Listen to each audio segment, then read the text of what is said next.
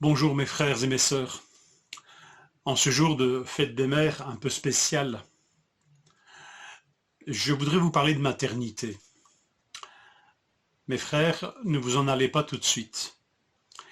Je vais vous parler de maternité, mais plus encore de fécondité.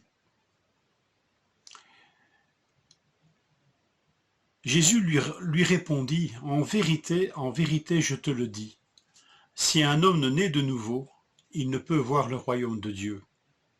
Nicodème lui dit, comment un homme peut-il naître quand il est vieux?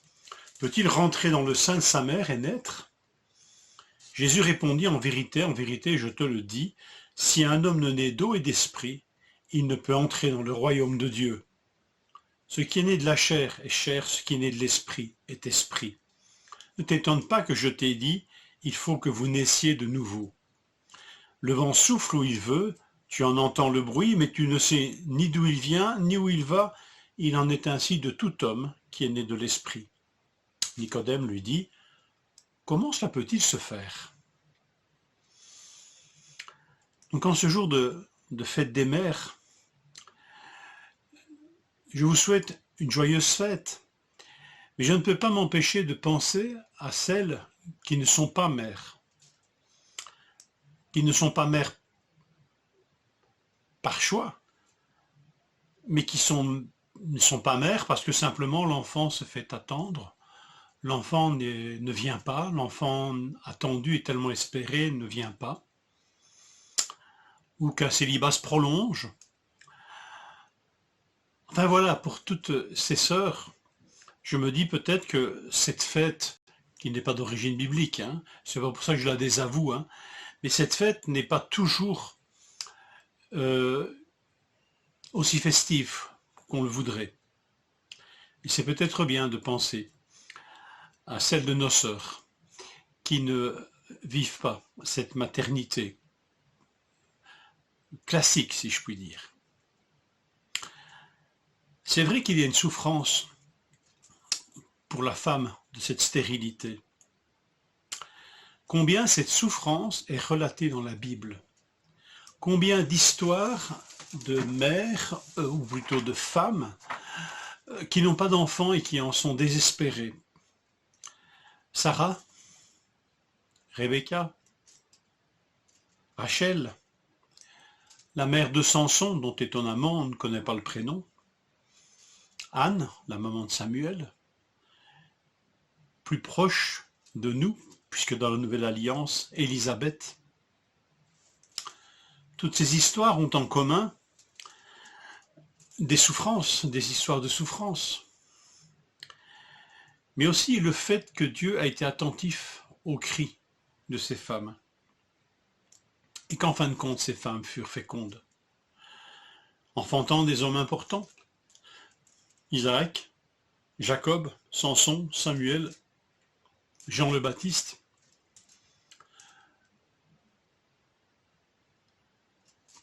Plus toutes les histoires non connues de l'Écriture, probablement, ou celles que j'ai encore moi-même oubliées qui sont dans l'Écriture. C'est une souffrance qui est une réalité souvent présente dans la Bible, et nous sommes face aussi au Seigneur qui écoute le cri de ces souffrances. Alors,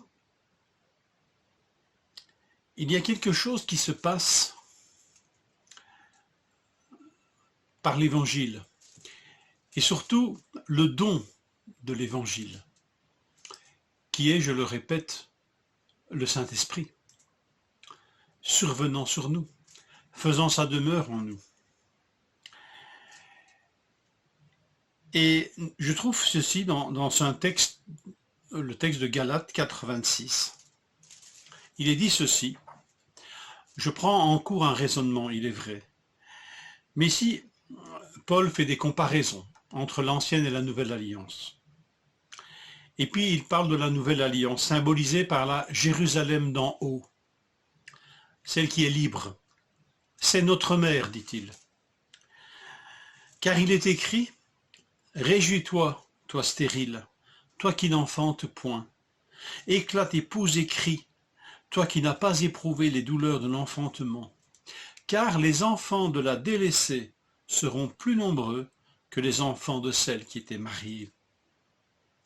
Pour vous, frères, comme Isaac, vous êtes les enfants de la promesse. La venue de l'Esprit est l'entrée dans l'humanité d'une nouvelle fécondité.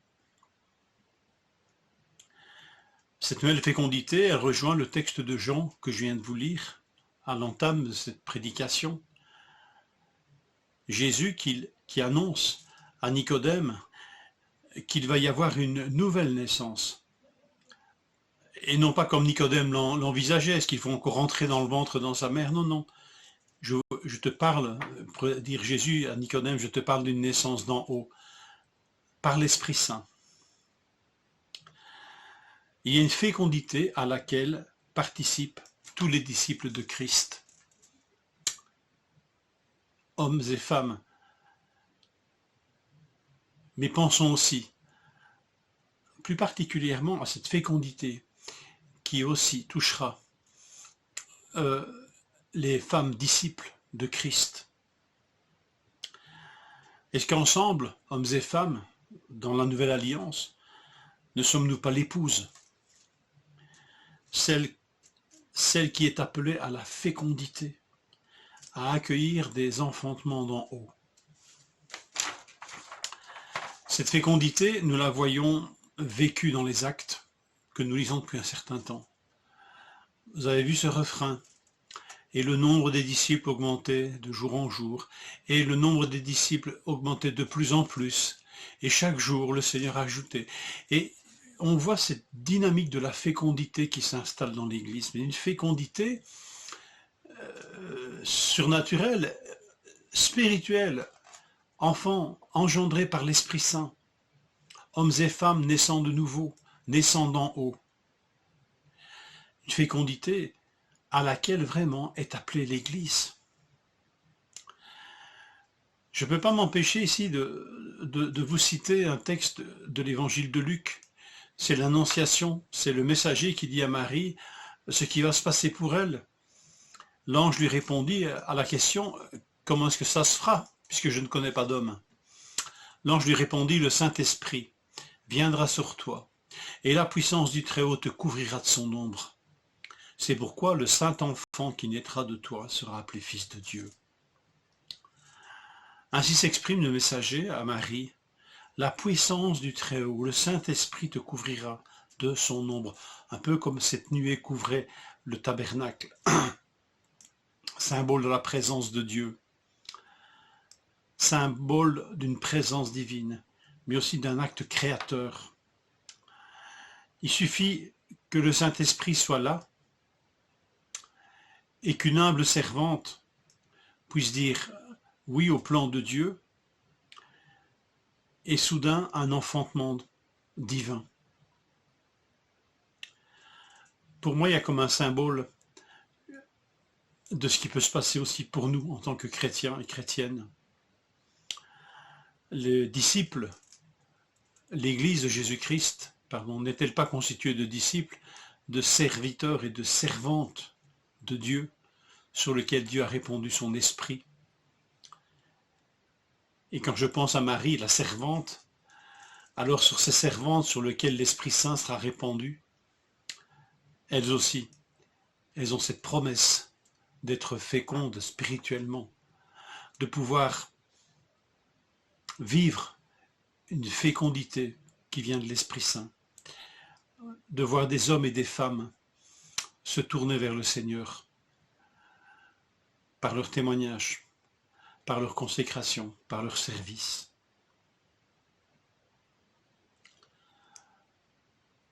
Je ne sais pas si c'est une aspiration, une vision qui nous touche. Moi, elle m'encourage personnellement. Nous sommes appelés à la fécondité. Et je me rappelle d'un frère qui nous parlait de ça un jour et qu'il reprenait ces prières tellement souffrantes et instantes de Sarah. Un enfant où je meurs. Ce désir de la fécondité. Et il appliquait cette chose à l'Église. Il dit, sommes-nous conscients et aspirons-nous à cette fécondité? Sommes-nous conscients que Dieu a promis cette fécondité à l'Église?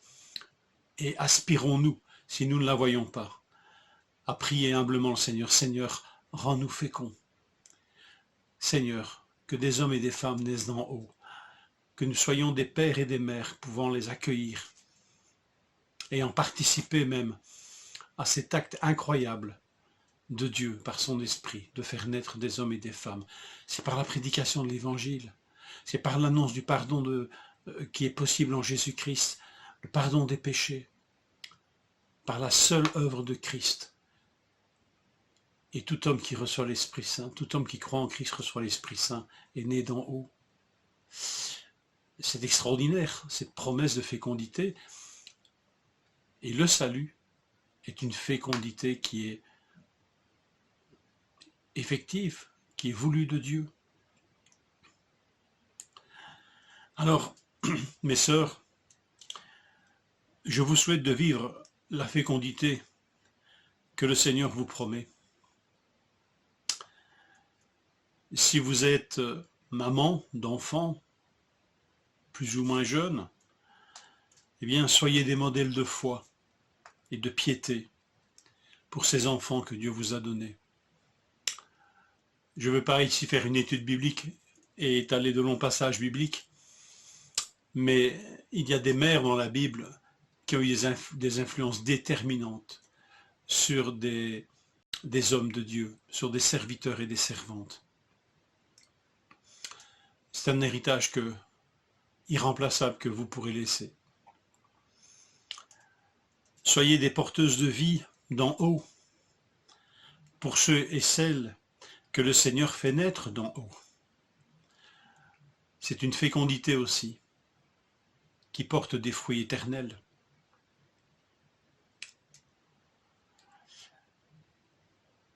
Je termine par ce verset qui va peut-être vous paraître étrange, mais voilà, je vous le partage quand même. Marc 10, 29. Vraiment, je vous l'assure, dit Jésus, si quelqu'un quitte à cause de moi et de l'Évangile sa maison, ses frères, ses sœurs, sa mère au singulier, son père au singulier, ses enfants ou ses terres, il recevra 100 fois plus dès à présent des maisons, des frères, des sœurs, des mères au pluriel, des enfants, des terres, avec des persécutions, et dans le monde à venir la vie éternelle. Pourquoi recevra-t-on des mères au pluriel? Parce qu'une mère, on n'en a qu'une. On n'en a qu'une à quitter.